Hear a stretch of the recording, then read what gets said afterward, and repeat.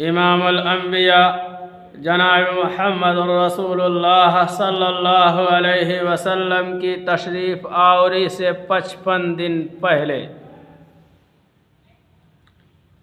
زرقانی میں لکھا ہوا ہے کہ امام الانبیاء جناب محمد رسول اللہ صلی اللہ علیہ وسلم کی آمد سے 55 دن پہلے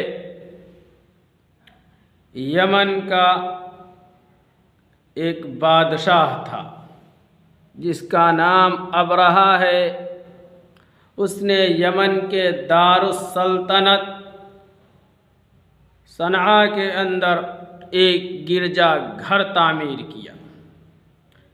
گرجا گھر تعمیر کرنے کی وجہ یہ تھی کہ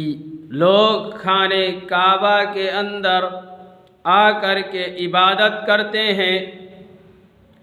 مکے میں آ کر کے اس گھر کا طواف کرتے ہیں، اس کے چکر لگاتے ہیں،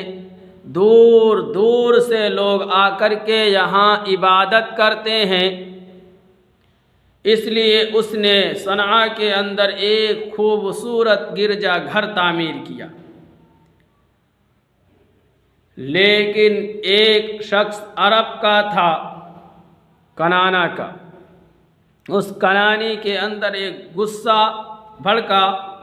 اور اس کے اندر ایک داعیہ پیدا ہوا کہ وہ ہمارے اس گھر کو گرانا چاہتا ہے، اس کی پوزیشن کو گھٹانا چاہتا ہے، اس کے مقام و مرتبہ کو گرانا چاہتا ہے۔ اس لیے وہ غصے میں آ کر کے ملک یمن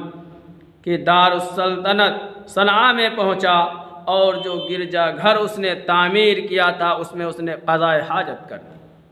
جب ابرہہ کو اس بات کا علم ہوا، اس کا پتہ چلا، تو وہ بہت ہی غضبناک ہوا اور اس نے اس بات کا عزم کر لیا کہ اب مجھ کو بیت اللہ کو گرا دینا ہے، اس کو نیست و نابود کر دینا ہے، اس کی اینٹ سے اینٹ بجا دینی ہے اور اس کو صفحہ ہستی سے مٹا دوں گا، تاکہ لوگ صنعاء میں آ کر کے گرجا گھر کا طواف کریں گے، یہاں آ کر کے عبادت کریں گے۔ اسی جوش کے ساتھ، اسی عزم کے ساتھ، اسی ارادے کے ساتھ وہ وہاں سے چلتا ہے، ایک ہاتھیوں کے لشکر کے ساتھ، ایک جاہ و جلال کے ساتھ نکلتا ہے اور آ کر کے جب پہنچتا ہے تو بہت سے مویشی، بہت سے اونٹ میدان میں چر رہے تھے، چراگاہ کے اندر چر رہے تھے۔ تاریخ میں لکھا ہوا ہے کہ عبد المطلب کے 200 یا 400 اونٹ وہ ہکا لے گیا۔ جب حضرت عبد المطلب کو اس بات کا علم ہوا، اس بات کی خبر ہوئی، تو انہوں نے ان اونٹوں کو آزاد کرانے کے لیے، اپنا مال واپس لینے کے لیے ابرہہ کے پاس پہنچے، اور جب اس نے عبد المطلب کی باروب شخصیت دیکھی،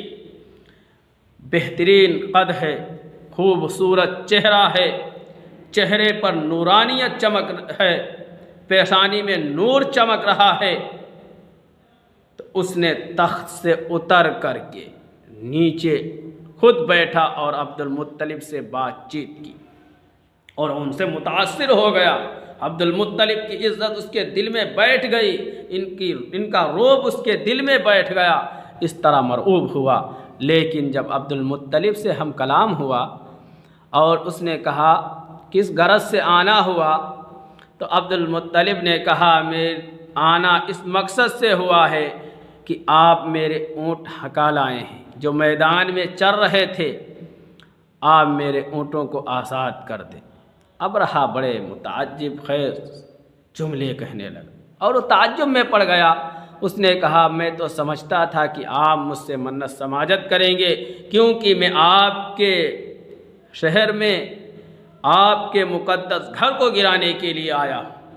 لیکن آپ تو اپنے اونٹوں کا مطالبہ کر رہے ہیں، آپ تو اپنی ملکیت کو چھڑانے کے لیے باتیں کر رہے ہیں۔ عبد المطلب نے ایک جملہ کہا اور کہا کہ دیکھ، اونٹ میری ملکیت میں ہے، میرا مال ہے، اس لیے ان کی فکر لے کر کے میں آپ کے پاس آیا ہوں، اور خانہ کعبہ اللہ تبارک و تعالیٰ کا گھر ہے، اللہ رب العزت کا گھر ہے، اللہ رب العزت خود اس کا محافظ ہے، خود اس کا ذمہ دار ہے۔ بہرحال اس نے حکم نافذ کر دیا کہ عبد المطلب کے اونٹوں کو چھوڑ دیا جائے۔ عبد المطلب اپنے اونٹ لے کر کے جب اپنے شہر میں آئے، مکہ میں اعلان کر دیا،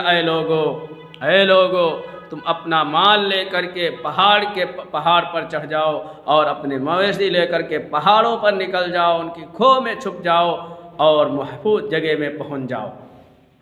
ابرہہ نے جو لشکر کے ساتھ آیا تھا، ہاتھیوں کے ساتھ آیا تھا، اس نے صبح صبح خانہ کعبہ کو ڈھانے کے لیے جب اپنے لشکر کو روانہ کیا، اس کا ہاتھی اسی جگہ رک گیا۔ اللہ تبارک و تعالی نے چھوٹے چھوٹے پرندے کو بھیجا جن کو ابابیل کہا جاتا ہے۔ ان پرندوں کے پنجوں میں اور چونچوں میں چھوٹے چھوٹے کنکر تھے، وہ کنکر ان ہاتھی والوں پر گراتے تھے تو جس شخص کے سر پر گرتا تھا سر کو پھاڑتا ہوا، جس کو چیرتا ہوا ہاتھی کو پھاڑتا ہوا نکل جاتا تھا، اور ان کی چیتھڑے اڑا دیے۔ گویا کہ لکھا ہوا ہے کہ اللہ تبارک و تعالی نے ان کو ریزہ ریزہ کر دیا، پورے لشکر کو اللہ تبارک و تعالی نے تباہ و برباد کر دیا، اور اللہ تبارک و تعالی نے اپنے گھر کی حفاظت کی، اور حفاظت اس طور پر کی کہ اس پورے لشکر کو نیست و نابود کر دیا، جس کو اللہ تبارک و تعالی قرآن مقدس کے 30ویں پارے میں سورہ فیل کے اندر اللہ تبارک و تعالی ارشاد فرماتا ہے، الم تر کیف فعل ربک باصحاب الفیل الم یجعل کیدہم فی تضلیل وارسل علیہم طیرا ابابیل ترمیہم بحجارۃ من سجیل فجعلہم کعصف مأکول۔ اللہ تبارک و تعالی نے ان کو انجام تک پہنچا دیا اور ان کو نیست و نابود کر کے خانہ کعبہ کی اللہ تبارک و تعالی نے حفاظت فرمائی۔